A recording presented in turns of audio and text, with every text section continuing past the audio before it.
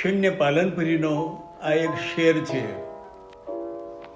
જીવનમાં આમ જો કે પ્રલોભન અનેક છે, જીવનમાં આમ જો કે પ્રલોભન અનેક છે, જળમાં કમળની જેમ, જળમાં કમળની જેમ વિકસવાની ટેક છે. મારા કાવ્ય સંગ્રહ 16 સાંજ ઢળે માં અમે તો સીધા સાદા માણસ, અમે તો સીધી લીટીના માણસ. કાવ્ય આત્મનિર્ણિત નિયમોથી ભરેલું છે. આ આત્મોક્તિ કાવ્ય સીધી લીટીના માણસના વ્યક્તિત્વનો ગુણલક્ષી જીવનનું દર્શન કરાવે છે. આમાં સરળ વ્યક્તિત્વનું સૌંદર્ય અભિવ્યક્ત થયેલ છે.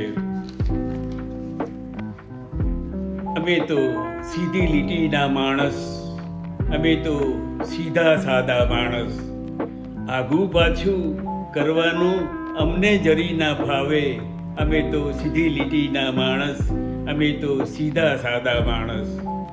અમે ભલા ને ભલો અમારો કુટુંબ કબીલો, અમે ભલા ને ભલો અમારો કુટુંબ કબીલો.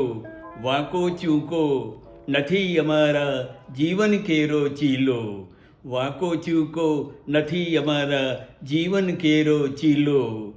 આડું અવળું કરવાનું અમને જરી ના ફાવે, અમે તો સીધી લીટીના માણસ, અમે તો સીધા સાદા માણસ. રોજી રોટી લડી લઈએ મહેનત કરીને જાતે, રોજી રોટી રળી લઈએ મહેનત કરીને જાતે. રામ કેરો પૈસો અમને ખપે ન કોઈ વાતે, રામ કેરો પૈસો અમને ખપે ન કોઈ વાતે.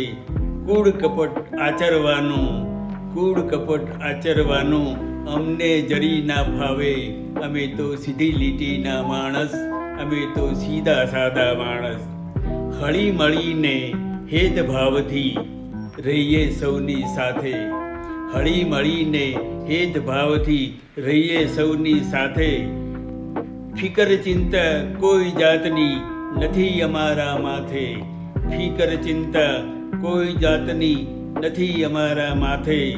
ચાડી ચુગલી કરવાનું અમને જરી ના ફાવે, ચાડી ચુગલી કરવાનું અમને જરી ના ફાવે, અમે તો સીધી લીટીના માણસ, અમે તો સીધા સાદા માણસ. સુખ દુઃખ ભરેલા છાયા તડકે ઘડાઈ છે આઝાદ, સુખ દુઃખ ભરેલા છાયા તડકે ઘડાઈ છે આઝાદ. સગા સ્નેહીને મિત્ર વૃંદથી જીવન અમરળિયાત, સગા સ્નેહીને મિત્ર વૃંદથી જીવન અમરળિયાત. વાદ વિવાદ કરવાનું અમને જરી ના ફાવે, વાદ વિવાદ કરવાનું અમને જરી ના ફાવે, અમે તો સીધી લીટીના માણસ, અમે તો સીધા સાદા માણસ.